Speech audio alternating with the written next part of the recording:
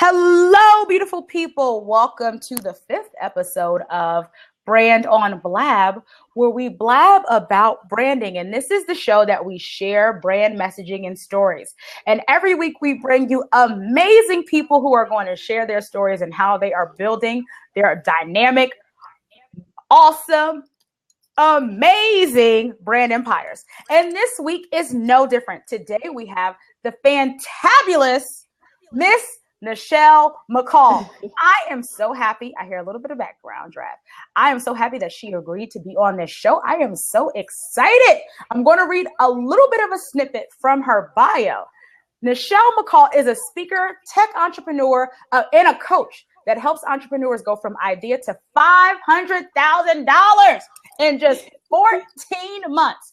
Just like she did. She's sharing the knowledge of her background in the tech industry to help other entrepreneurs and startup savvy people start their business with funding. It is extremely important. Many people have an idea, but they can't find the money. So you have the startup strategist that is here to teach you the tips, tools, and tricks of the trade about how you can fund your next big, great idea. She's also the CEO of Bold Guidance, which is a software company. And I'll let her talk a little bit about what her software company does. She's been featured everywhere. Inc. Magazine, Fortune Magazine, Essence, Huffington Post, Black Enterprise, South by Southwest, and the list goes on. She's definitely acknowledged in the tech industry as a Black woman in tech to follow and watch. So she is on the rise. She's also been nominated and awarded as a woman 40 under 40, someone who's doing amazing things in the realm of tech and really inspiring us to be rock stars in the field of techpreneurship and startupship. So I am so excited that we have none other but the fabulous, the awesome Miss Nichelle McCall. Yay! Thank you so much, Nichelle. I am so honored. Thank you so much for agreeing to say yes. Thank you so much for asking me. I really appreciate it. And thank you for that wonderful introduction. I was like, who is that? I met you in June, I think. June. And I was like, and then I Googled her and I said, OMG, she's the bomb.com. We definitely have to do something. I was like, I love what she's doing, inspiring young techpreneurs to get into that realm. And I love how we're using new technology to discuss this with each other. So What made you, Nichelle, what inspired you to get into techpreneurship? I think it was a couple of things. As it relates to just tech entrepreneurship, I actually started my journey of entrepreneurship about 5 years ago, where originally I was actually unemployed.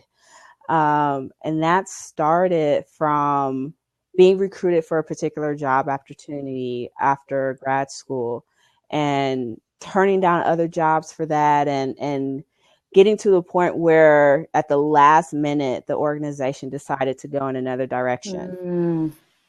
And so I made a decision at that point that I would never leave my financial future in the hands of someone else. Woo, that's a tweetable. Don't leave your financial future in the hands of someone else. Wow, that's powerful. Yes. So I started down the journey in the road of entrepreneurship, initially starting as a consultant, developing college access programs for schools and nonprofits based off of my background and experience of also working as a liaison to the Gates Foundation. But as I was going through that, really realized that students and parents and counselors were still having a hard time navigating the college application process. And so I started talking to people about what their issues were. And I realized if I really wanted to help as many people as I wanted to, I couldn't scale myself, but I could scale technology. So I started to identify ways of how can I leverage software to help more people navigate the college admissions process and ultimately potentially change the trajectory of their own lives, their family, their community through education. Wow. So going from being unemployed to saying that you feel a gap in the space of entrepreneurship and seeing there's a space with students in college guidance. And can you tell us a little bit more about Bold Guidance? Just a little bit more about that. So Bold Guidance initially started off as a software platform that provided step-by-step guides through specific college applications on mobile devices and computers while communicating progress to parents and counselors. So it provided a way to organize and manage the college application process while streamlining the communication between all parties. We have since launched a new product that actually is geared towards colleges and helping them to increase enrollment through what we call values-based admissions. And what that is leveraging the voices and experiences of current college students to market and match to prospective students.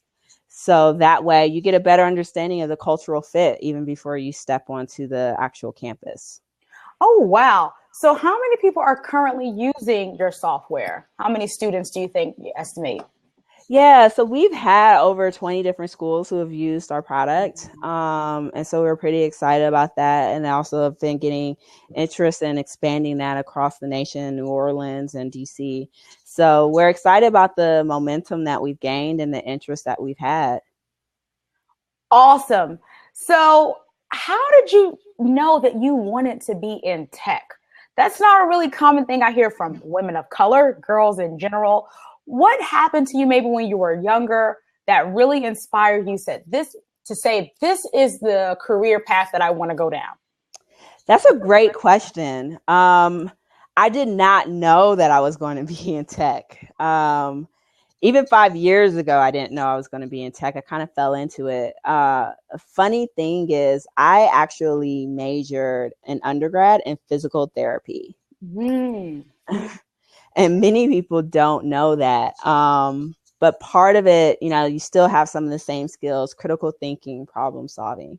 I think for me, it was actually my time of being unemployed that helped me be prepared for technology. Being at a place where I was unemployed for almost a year, and having to also actually take care of my family. I was responsible for taking care of my grandmother who had Alzheimer's and my uncle who was autistic, while being unemployed. Also during that time period, actually, I ended up getting into a car accident. So my car got totaled. So I was unemployed, no money, no car, failing health, and having to take care of other people. But I share that story because it was during that time that I learned the most about being resourceful. I learned the most about persistence, determination, and how to make some money stretch. And because I managed to go through that period of still being able to take care of myself, still being able to take care of my family, and by the grace of God, also still being able to pay all of my bills every single month, you couldn't tell me that I couldn't do anything. So when I started to think about this idea of being an entrepreneur and then making that pivot towards technology and how to leverage that, it didn't even cross my mind that that's something that I couldn't do. Because if I had been able to get through all these other trials to get to this point, I can figure out this whole technology space. And so that's kind of what I did. I myself am not a developer. I cannot code. I can't program at all. Have I learned a little bit more about how to work with developers over the last 3 years? Most definitely.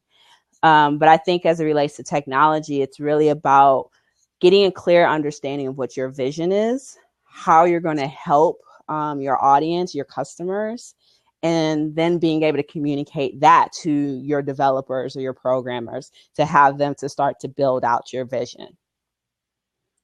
So this is just really intriguing to me. I know it's intriguing to the people who are watching. Make sure, thank you for all the ones who are live. Make sure you're tweeting it out. Tell the little birdie so we can get more people in this room. Tell the little birdie, let us know. So thank you so much for the props. I appreciate it. So Nichelle, so you started this, you were in a different field and you just knew you could go into tech. And I love that. I love transitioning into something different and new and just knowing you can do it. I started out in education. I'm still in education. And then I went into branding from there. And it's so important to feel and know that you can make this thing happen. So you talked about the developers and working with people who did know how to code and basically hiring out your weaknesses, the things that you couldn't do. Mm-hmm. How did you start? Because I'm definitely in a process of hiring out some people. How did you start, or when did you know that you needed to start hiring out? That's a great question. So for me, it was after I got to the point of really clearly understanding what solution we needed to build for this particular problem. So what I did probably even 6 months before I even started developing was really being able to talk to my customers. So being students, parents, guidance counselors from schools, and truly understanding what was their pain point, what was their problem with the college admissions process. And a lot of them told me, you know, it was keeping up with deadlines. It's overwhelming. It's stressful. You know, for students, I'm having to apply to all these different colleges on top of everything else I'm still currently doing. And so understanding that, we started to then figure out, well, what potential solutions could we build to help this? And we didn't build anything without the input of our customer base. That was crucial for us. So even as we started looking at potential solutions to build, we went back to the customers and said, well, we're thinking about doing this. Does this help you? No? Okay, well, how about this? Oh, this does. How about this? And from there, then starting to sketch out what that platform could actually look like and getting their feedback and their input on that. And at that, wasn't until after that point we then started to pursue the opportunity of developing it out, because we had a clearer understanding of what it is that our customers needed. But not only what did they need, what were they willing to pay for? Because you don't have a business or a product unless someone's willing to pay for it. That is a golden nugget. Talk to your clients, know your audience, and build something that they want and that they're willing to pay for. I think that's really important. And I know that our audience is really, really interested and intrigued about how you were able to raise $500,000 in 14 months. How did you get that startup capital to fund your dreams? Because I know a lot of people are looking for information. They're looking for opportunities to get an investor in their business. So how were you able to successfully do that? Yeah. So a big part of it was, you know, some of the information I just shared with you, which is around validation of the demand. So understanding what your customer is looking for, but one, understanding who's your customer. So for us, you know, students are the users, but they're not the ones paying for it. It's it was the schools and the parents who were paying for it. So we needed to understand what is it that they needed, in addition to the students, to make them say, you know, we're willing to pull out our credit card. So validating the demands that people wanted and that they're willing to pay for it. But then a big piece for us was what I call milestones in money. So understanding what specific milestones your company needs to be making towards revenue or towards customer traction, and meeting those milestones and understanding what money is needed to pay for those particular milestones in order for you to meet them. So as you're identifying those milestones and the money, being able to communicate that with potential investors. So whether it's you're going out to, you know, angel groups, or you're going out to different conferences where investors will be located, sharing with them that story of, this is the validation that we received about the demand for our product. This is who wants to use it, who is using it. So customer traction. If you've made any money, you can talk about your revenue traction, but then also share with them what are your goals that's helping you to get closer to making money, and giving them updates of how you're meeting those goals. So the milestones in money. How did you just know this? Did anyone tell you, like, this is what you need to do, Nichelle, to get money? I just don't know where these ideas come from. So I'm really interested in, how did you know that this was the way that you needed to go? Yeah, for me, it was actually mentors. So I should say milestones, money, and mentors. I was able to gain access. I'm based out of Cleveland, Ohio. I was able to gain access to several mentors who have experience starting tech companies, growing tech companies, and selling them. And I'm talking about they've done very well for themselves. Have sold their companies for millions, in some cases, billions of dollars. So for me, it was a matter of, one, being in a position to network with different individuals like this. So whether it was going to different venture capital meetings or even being civically engaged. I actually met one of my mentors at one of the nonprofits that I support. And then just telling people, like, this is what I'm working on. I would love to sit down and have coffee with you sometime to pick your brain. And either they say yes or they'll say no. And if they say no, you just go and ask someone else. And it was then being able to talk to these mentors and say, this is what I'm thinking about doing, but really also sharing with them that it's not just an idea, but that you've really thought it out and you've thought it through and you've talked to your customers, because when they get to see that, okay, she's really has done some work and some thinking behind this, it's easier for them to get behind you.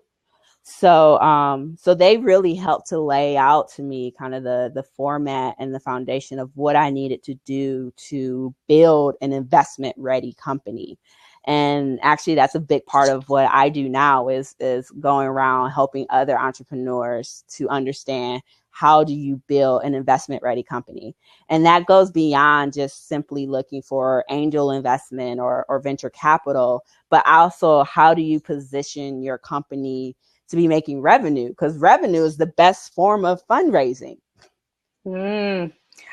So you've translated this into a business of not only having your own tech startup, and you talked about it a little bit, but also helping other entrepreneurs find money and funds. Mm-hmm. So what is that process like? And how did you decide that was something that you wanted to do, to start teaching others how to find funding?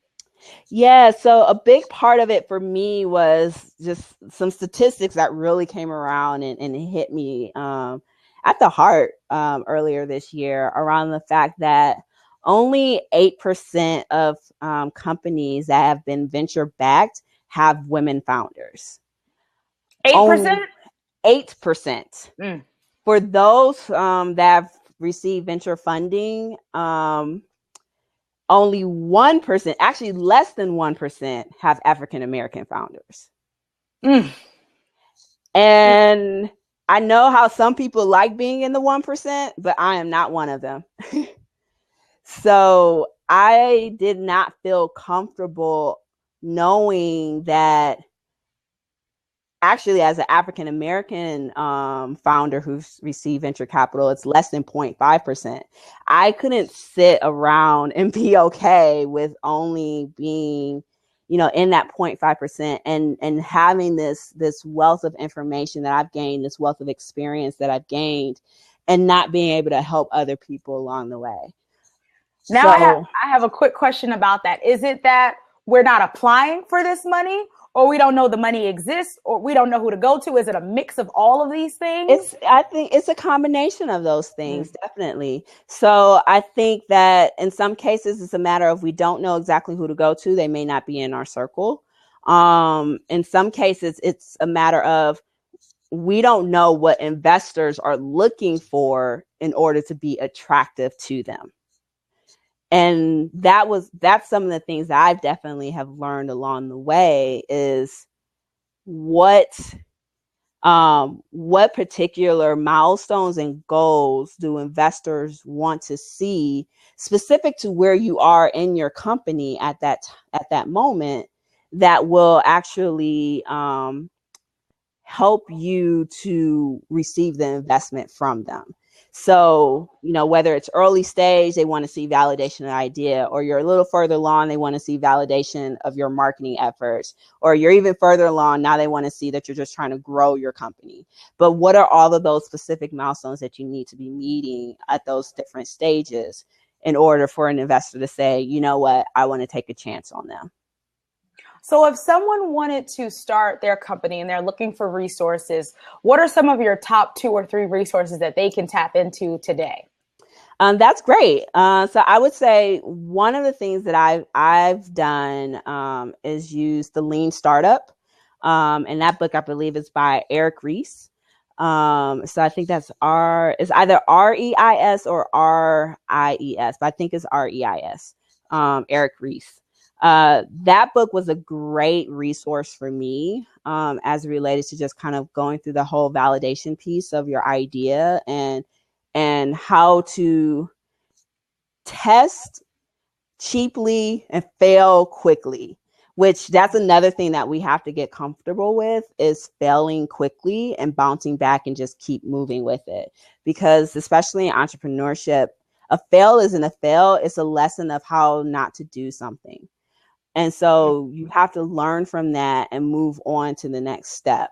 So I would say that that's one of the books. Another great resource, actually, one of the things I'm going to be releasing, it's funny that you bring this up, within the next week, are some other documents and worksheets and boot camps, specifically around that whole milestones and money piece. So really being able to help people better understand, how do you lay out revenue generating milestones, and how do you also identify the necessary expenses and costs associated with that. Further down the road, I'll be releasing some other kind of like boot camps that will go into deeper detail of how you even tie like cash flow into that, projections of what you want to be making over the course of the next year, 2 years, 3 years. But you can definitely also, check out my website at NichelleMcCall.com for other resources as well. Awesome. So I'm going to open up the chat. If anyone would like to jump in, and if you have any questions for Miss Nichelle McCall, she is the startup strategist. She has been able to raise over $500,000 in. We have somebody that's ready to talk. Hello, Aaron. How are you? Hey, how you doing? Hi, Aaron. Welcome. Haven't seen you in a long time. Yeah. What questions do you have for Miss Nichelle? Well, first, thank you for telling me that information. I did not know only 0.5% of us actually receive funding. That's something good to know. So is this like investors like at banks or personal investors? Like, what type of investors do you normally work with? Yeah. So for me, I typically reach out to angel investors or even institutions with investors. So I specifically haven't worked with bank financing. And part of that is because, one, you need to have a little bit more in place in order to get the bank financing. So whether it's you need to have been in business for like 3 years and have 3 years of tax returns showing your revenue or income coming in, or you have to actually tie your personal finances into the actual business finance to get the bank loan. So for me, I didn't necessarily want to go that route. So I instead went with angel investors and institutional investors, and went into just getting equity, which I can, even go into more detail about equity versus like a convertible note, and the benefits and the pros and the cons of that at a later time if you want me to. Yeah, sure. Last question. A problem that I'm running into with working with outside investors, they have a hard time investing in something that they don't own. Like everything I do is either I own it or my corporation owns it. How could you get around that? That's going to be challenging because typically the point of an investor investing into your company is that they do receive some part of part ownership, because typically an investor wants to invest in a company to make a return. So for me, I don't have a problem giving up some ownership over my company. I think, people have different reasonings behind that. Some don't want to give up that ownership because they want to have full control. However, I know that I can move a lot faster and make a lot more money if I have your extra $250,000. So if I need to give you, 10, 15% cut from that, then I'm willing to do it. Receiving investment and giving up ownership and being able to make $1 billion versus not receiving investment and keeping all the ownership and only making, $1 million. A cut from $1 billion is still way more than $1 million. Yeah. See, that's my biggest problem right now. I understand 50% of nothing is better than 100%. Well, 50% of something is better than nothing, but it's like I work too hard to just give up a whole a large portion of something. So that is my biggest problem right now, and I'm glad you said that. Yeah, and I mean, it's understandable. And just real quickly, I think just to kind of go over a little bit over valuation, the percentage of what you give up on your company is based off of the valuation of your company. And so that's basically what your company is currently worth and what they perceive that it will be worth in the future. So that will be based off of, where you are in your company. So how much revenue are you making? How many customers do you have? How many people are on your team in comparison to similar companies who were at this same stage, and where were they, and potentially how much money did they make down the road? If the valuation of your company is higher, then the money that they put into it, the investors get less ownership. Uh-huh. So those are some of the things that you have to think about. If you're making money and you're, generating customers, then the valuation of your company is going to be higher and you're going to give up less percentage of ownership. So, it can still be a good trade-off. All right. How much, what is the max you would recommend someone give up of ownership of their company if they have an investor? It really depends. It really depends. I think if you're just starting out and you don't really have many customers yet, you haven't necessarily generated revenue, I would encourage someone to try to get a little further along first. Because if you take investment at that stage, you're going to be giving up much more ownership. What I typically recommend for people, I didn't go this route, and it's a lesson learned, but I would recommend people to try to do a convertible note, or sometimes referred to as convertible debt, first. And what that is typically a loan that can convert over into equity. So with that, what if the company isn't willing to take on a loan and they just want the investment plus the straight equity? So you can definitely do that. That's the route that I took. Okay. The reason why I recommended the convertible note versus the debt was that typically when you're getting your first round of funding, you're going to need more investment down the road. So $500,000 was just seed funding. It doesn't sound like it. Yeah, I know what you're saying. Yeah, but it was. So because I would still need to raise more money, taking on the convertible debt gives me a benefit because it allows me to make my company better, to increase the valuation, to get more customers, to get more revenue, so that by the time I need to take on that next round of funding, my company is worth more. Therefore, I'm giving up less ownership. So with the convertible debt, what's the percentage towards the loan would you accept? Those are, now I can't speak on that. That's something that a lawyer will have to talk to you about. Okay. And it really depends. So it's really hard for me to say because every company is different. Like, if my company was going to be, Snapchat, I would tell you something totally different. Or Airbnb, which is worth well over billions of dollars, then, I'll give up a little bit of a percentage because I'm going to get, $1 billion back versus maybe my company may only end up making 25 million or something. So it's really hard to say. Because the investor is willing to invest, and the two offers he put on the table is just the one of them being a convertible loan, and I'm just like, I don't want a loan, and then the other one was he wants too much equity. So should I just seek out another investor or just take what I can get? I think you should continue the conversation. One, it's always good to have more than just one investor.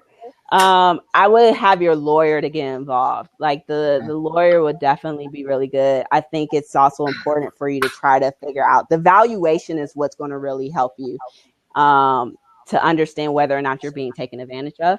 So what that is really doing an analysis of companies that are similar to yours and understanding if they raised funding, where were they in their stage of their company? So with revenue, customers, number of team members, things of that nature. And what was their valuation when they raised funding? And that will help you to understand, because if your valuation for your company is $1 million and they want to give you $100,000, that's 10%. So they will own 10% of your company. But all of it is based on the valuation of your company. Okay. Thank you. Awesome. I appreciate it. Are there any other people that want to come in and ask Nichelle some questions about starting up funding? And thank you so much, Aaron, for coming in. Is there anyone else that wants to come in? I know Gregor's still in the room. My biz marketer. Anyone else that would like to come in and ask these questions? These are really good. I know that I've been looking at this is a question I have. The sound is messing up. No, let me know if you can hear us. Okay, because I was hearing something too. I wasn't sure. Can you hear me? If you can't hear me, just let me know. I'll refresh. Is my sound messing up? Nichelle, can you hear me? I can hear you. Can you guys hear me? Yes. If there's a sound issue, what we can do? Okay, the sound it might be your headphones. My headphones? Okay, I can hear you both. Lorraine says she can hear us both. Good now. Okay, it's better now. Okay. What kind of companies so I have a brand strategy and coaching business. What kind of companies are investors investing in? If I go to one of these, I know you did the startup weekend with Paul Carrick Brunson. Hey, Paul, if you're watching, what kind of companies are investors looking at? Is it just tech startups? Are they investing in other coaching or consulting firms? What kind of companies are they really looking into? So it depends on the type of investors you're looking for.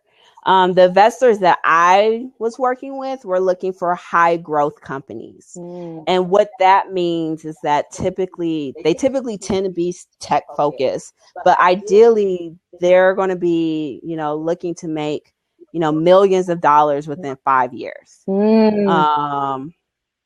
And so the hope is that the investor would get a return on his investment within typically 5 to 7 years. Now there are other investors who may be okay with, just kind of getting a kickback annually or something like that. But from my experience, you typically don't have investors investing so much into a coaching service unless there's some form of a software available for that could potentially be sold or purchased down the road. There's some ideas to think about. And even then, you'll probably be looking for, an investor who's not necessarily interested in high growth in the sense of getting a 10 times return. So, if I invest $100,000, will I potentially get $1 million out of it? But you may just be looking for someone who's, just looking for at least a little bit of return on their money. Awesome. So looking for a return. So there is a possibility, but it's kind of slim if it's not really a tech kind of thing. Does anyone else want to jump in? Any other questions or comments for Nichelle? This has been amazing. We've learned so much today.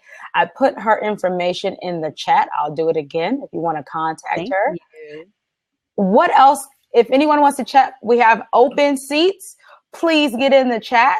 Let us know what you're thinking about. If you're interested in starting up your own tech company, or you have a company right now and you're looking for funding, let us know. Let me make sure the sound is messing up. Okay. Hello, Marina. How are you? Mariana? How are you? If anyone wants to get in, just let us know. If not, I think this has been maybe one of the shortest Blabs I've ever been in.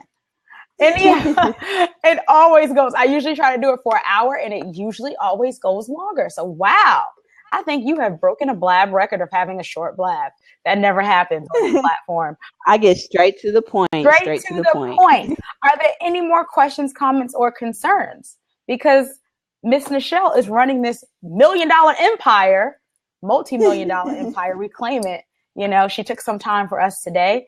I'm just very amazed. I'm so proud of you. And I just look forward to seeing where this is going. As someone who, what do? I'm in school. So I know about, I taught high school. I worked with high school students who were trying to get into college. So I totally understand about making their lives easier and honing down on those deadlines and making sure there's software. There's an app for that. So I love that opportunity for them to get that stuff handled, because it's not easy when you're trying to go to school and handle deadlines. I have a question. I'm a PhD student. Do you have this? Does this work for graduate school? Not at this moment. So the focus is undergrad. Because I'll tell you, I was like, all these deadlines, I don't remember this going to college the first time around. I was missing deadlines left and right. But luckily it worked out. I got in. But there you go. Are there any, Constant Covering, are there any questions for Nichelle McCall?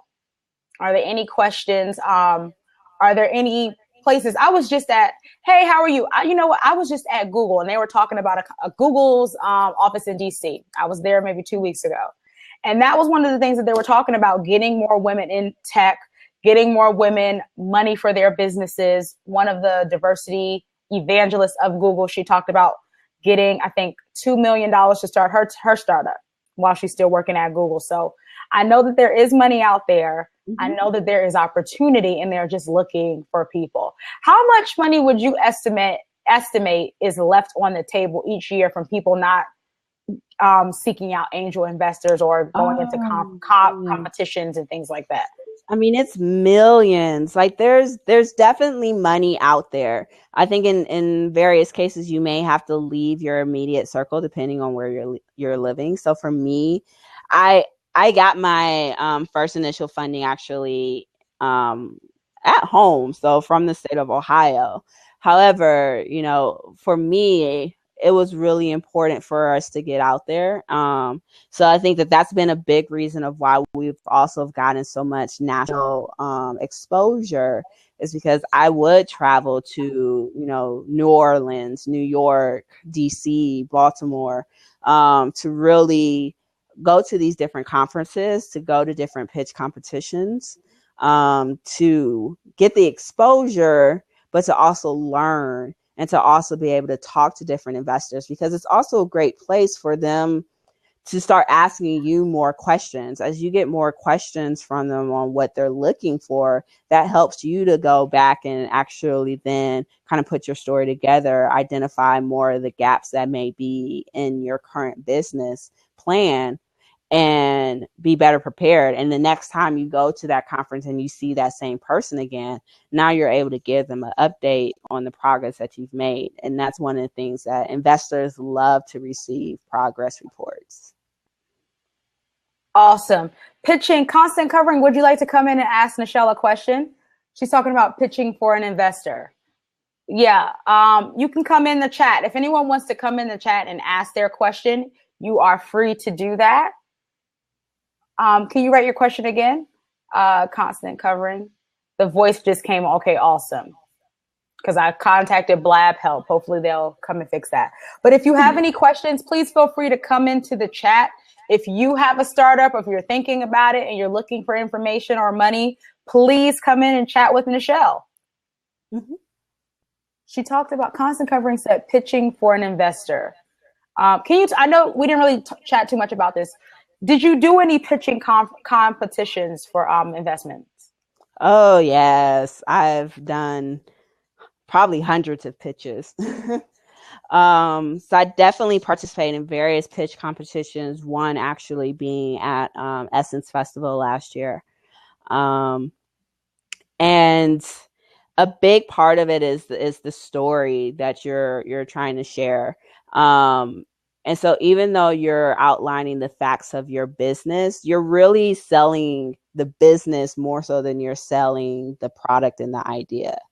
So people have good ideas all the time, but is there a business surrounding it that's going to actually make it money? So you have to be able to share people in various pitch competitions, whether it's, through the Essence Festival or another organization I support heavily is Power Moves NOLA. Being able to share with them, what's the problem? So what problem are you solving? In my particular case, the problem was, organizing the college admissions process and how stressful it is, how many students are applying to different colleges every year and trying to manage all these deadlines. What's your solution that you're providing? From there, talking about the market opportunity. So how many people can you potentially reach? How much money can you potentially reach based off of that number within your target audience? Talking about your competitors, talking about your market strategy. So now you have all these people in your market. How are you going to actually reach them? Is it through, partners? Is it a distribution channel? Whatever it may be. Talking about your financials, making sure that those are pretty realistic and strong. And then going from there and discussing, your exit strategy. Like, what is your plan at the end? You should always know what your exit strategy is when you're starting. Is it your plan to sell this company? And if so, who would actually buy your company based off of other companies that they've purchased before? Or is it your plan to pass your business on to, your kids or your other family members? So understanding your exit strategy, in addition to what's your ask. So how much money do you need beyond just simply the amount of money that they may be giving in the pitch competition? So you may be able to win $25,000, $50,000 in the pitch competition. However, you may actually need $250,000. So understanding what your need is, which goes back to the whole milestones and money piece, but then where are you going to spend that money specifically on something that's going to generate your company more revenue? So I definitely help people too on preparing their pitches. Because as I said, I've done hundreds of them over the course of the last couple of years. So people are more than welcome to, once again, follow up with me on my website at NichelleMcCall.com, or you can even find me on social media at Nichelle_McCall. And I'll be more than happy to talk to them about how I may be able to assist them. Awesome. We have two more people that are trying to come in. Hello, Constant Covering. Welcome. And Tom Reed, welcome. Coming in soon. So what's your question for Miss Nichelle? I'm going to get some water. We can't hear you, Constant Covering. Oh, no. And Tom, I can't see you. Welcome to Blab, where we're building technology as we go. Well, as a software person, I understand. So I empathize with Blab. Okay, let's see. Someone else is coming in. Reverend Noreen Davis. Hello, Reverend. Can we hear you? Hi, how are We you, can hear you. everybody? Hello. Awesome. You are a phenomenal Black woman. Oh, thank my you. God. I appreciate your energy. Wow. I was just sitting on the sidelines, and I was just so excited. I'm trying to get Essence Magazine to see where you at. But I have a question for you. My thing is, I have just started a 501c3. Okay.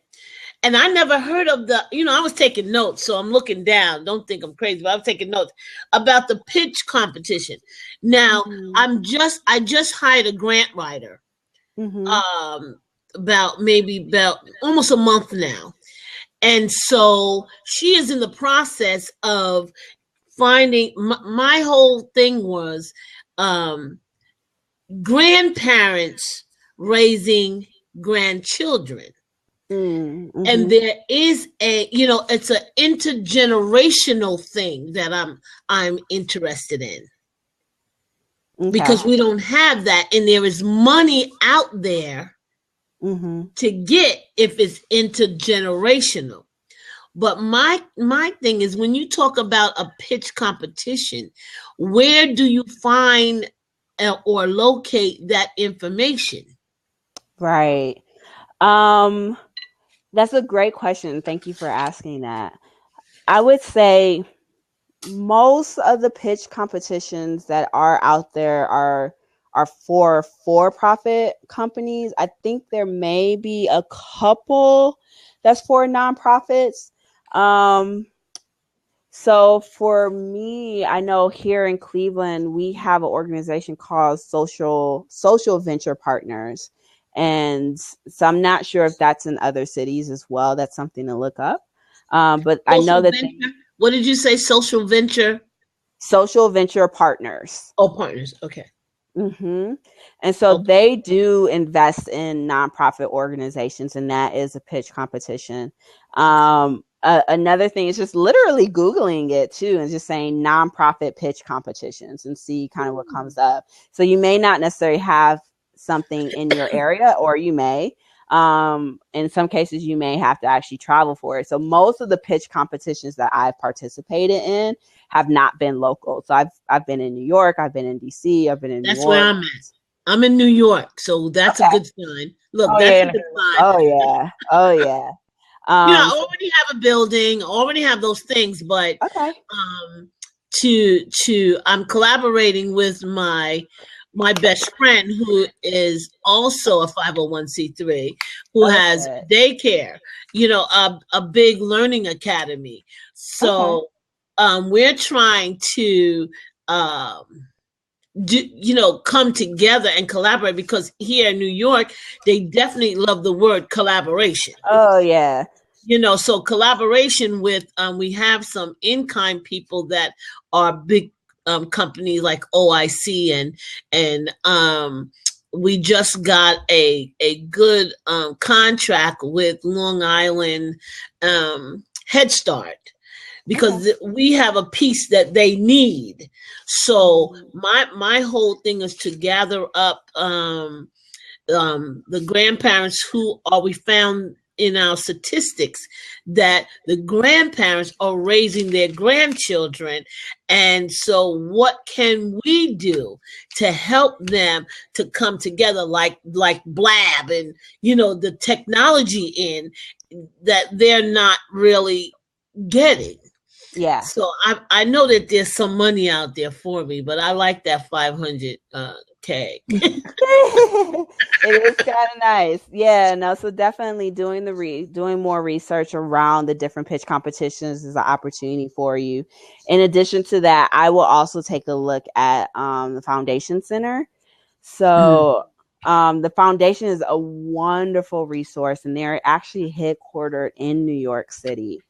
Right. We did I'm sorry, Michelle. We did we're in the process right now. We missed the deadline for the Patrina Foundation, but we're doing it for their March 1, which is the deadline, is for the 1st. So anybody's looking for money, and they're dealing with youth or social action things. You know, Patrina Foundation has their deadline. The next deadline is December 1st. Awesome. I think definitely aligning with other organizations that will fund your cause, because there are a lot of there are younger grandparents are getting younger and younger. So Yes.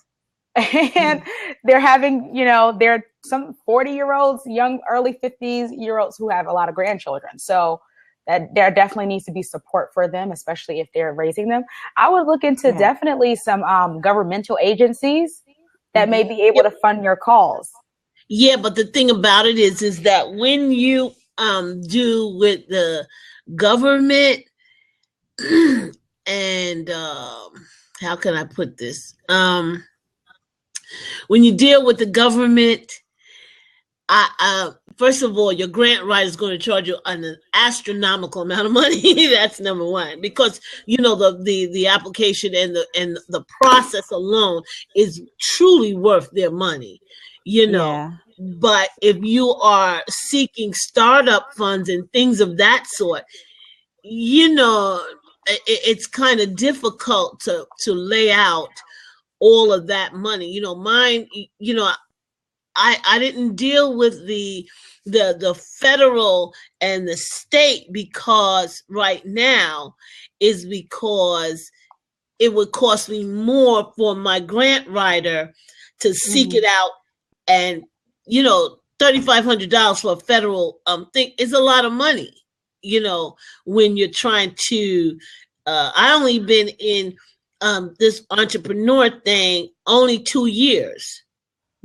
So, you know, that's why I had to collaborate, and we're doing a wonderful job. But $3,500 off the bat, I would not be able to, you know, honestly pay her to do the, you know, $1,500 is what we had started with, but to go into federal is a whole lot more.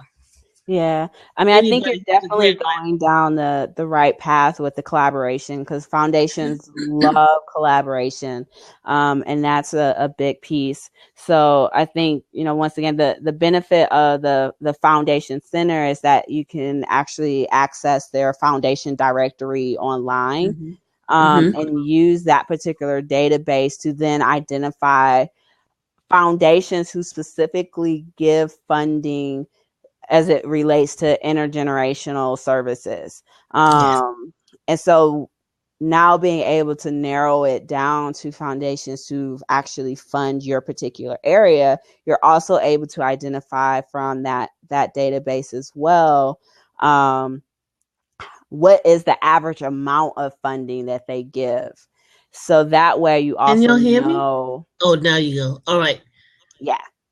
So that way you'll also know how much to ask for. So if this foundation typically gives out $25,000 to their grantees, you know not to ask them for $100,000, because you're more than likely not going to get that. So so the foundation directory online through the foundation center is a great resource. Awesome. Is there anyone else that wants to jump in? We have been on for a little bit over an hour. This has been amazing. This is episode 5 of Brand on Blab, where we blab about branding.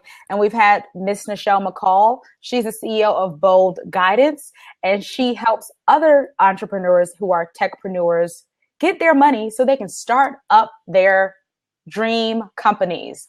And she was able to raise over $500,000 in 14 months. So are there any more questions? I want to shout out some people who are on. Hey, Dr. Finch, Dr. Avis. I am Tessie. Hello, Danielle. Emmy Porter, Vanessa D. Monk, Vernon Graham. I saw Craig in here. Constant Covering. I saw Anita, Alex, Kathy. Shout out to all the people. The Daily Scope News, Tom Reed. I saw a couple of other people. I had to refresh. I hope, we know this is still in the beta version. There are definitely some tech issues with Blab, but I love it. We built the plane as we fly here. Happy birthday, Dr. Finch. Happy belated birthday. And I still got to buy my scope gear. I'm getting it. so I can have my special tripods so I can be scope-tastic. Are there any other questions for Miss Nichelle McCall? Questions, comments, pitching. I think that's really important, and finding money. I have a question. What a question. Oh, awesome. I have one more question. Hey, Reggae Valley Radio. What do you think about, so if it's not a traditional tech startup, and even if it is, if someone has an idea, have you spent any time crowdfunding? I personally have not done any crowdfunding for my company. However, I have actually helped several other entrepreneurs do crowdfunding. And, within that, we've been able to raise, thousands of dollars literally in a few days. So, yeah. What? It's like, yeah, we just did this in 5 minutes. What? So, I mean, it's definitely a process. And so, so I do work with entrepreneurs and helping them with their crowdfunding campaigns as well. A big part of crowdfunding is that you start raising money before you launch your campaign. And I think that's where sometimes we fall short in being able to reach our goal, because you have to start reaching out to people and starting to get them on board and start testing out what your perks should be at least 1 month even before you launch your campaign, and starting to build up that excitement and that momentum before, day one, because you need to be in a position where you ideally have raised at least 25%, maybe 30% of your campaign goal, typically within the first 72 hours, in order for your campaign to be more likely to be successful. So say that again. Within the first 72 hours, you need to raise how much? At least about 25 to 30% of your goal needs to be raised prior to you doing the campaign. So you have the strategies, you're listening to the concepts. There's 17 people in the room right now, 65 that have been in and out. Are there any more questions for Miss Nichelle? You're getting a lot of golden nuggets. The donors have part ownership of your project. Okay. We talked a little bit about that before, depending on what you agree to. Depending on what would you say your projected success or the projected amount of money that you will be making will determine how much of a percentage they want to have in your company? So that's for investors. If you're talking about donors specifically to a nonprofit, then no, donors typically do not have a form of percentage over your organization. However, it depends on the stipulations that you have put in place with the donors. Sometimes a donor may say, like, that my funds are restricted to only be used for this particular area.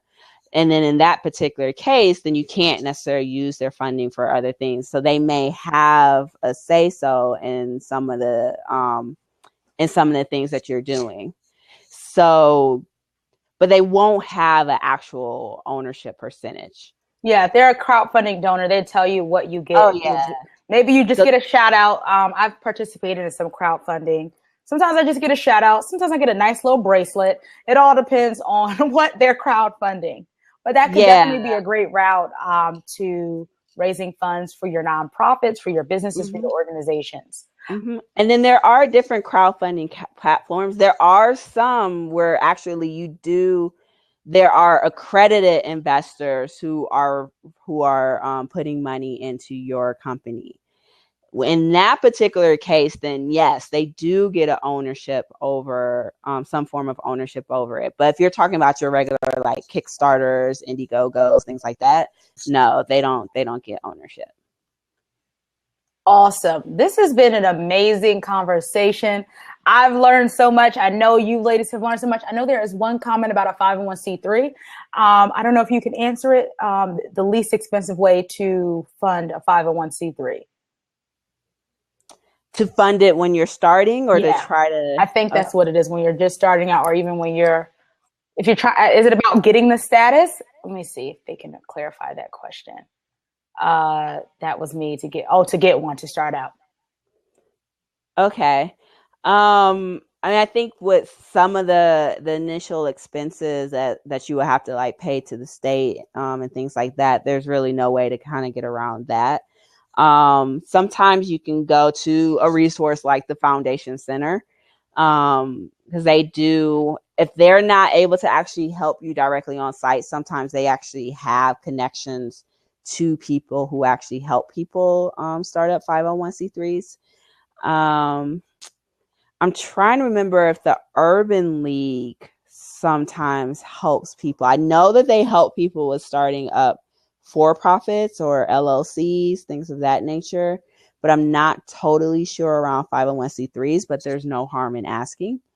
Because I know with the Urban League, they do typically receive funding to help with some of those costs.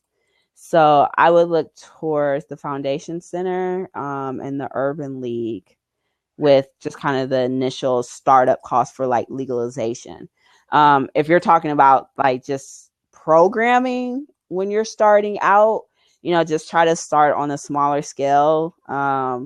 You may be able to do something like a small pilot. You're leveraging someone else's, building or space and just kind of holding your event there, promoting it, seeing who shows up. And then you're able to use that type of data and information to start positioning your organization to get bigger dollars, because now you have proof of concept. I would suggest, if you're doing a 501c3, why do people seem to gravitate as a business rather than incorporating it? The 501c3 status, I believe, is the tax code. It's a tax code. What I would suggest, because if it's a nonprofit, not in the 501c3, if I'm correct, anyone with a 501c3, please feel free to jump in. They have like special tax write-offs that they can do. If you go to a store, you don't have to pay the taxes. So that's why nonprofits love that particular status. What I would say is find someone in your community that has a 501c3 that has already been through the process, that can teach you how to do it in your area, because every state is different. Starting a business in every state is different. Starting a nonprofit is different. In the state of New Jersey, we can go online right now and have a nonprofit. It won't be 501c3, but we could fill out all the initial paperwork to start the nonprofit. And then once you have a nonprofit, then you can start doing the status. You got to have like a board of directors, some bylaws or something. My former roommate used to do it. Yeah, the donations are tax deductible. Thank you, Sister Scholar. So it helps with fundraising. Yeah, so that is one of the reasons why people like 501c3s.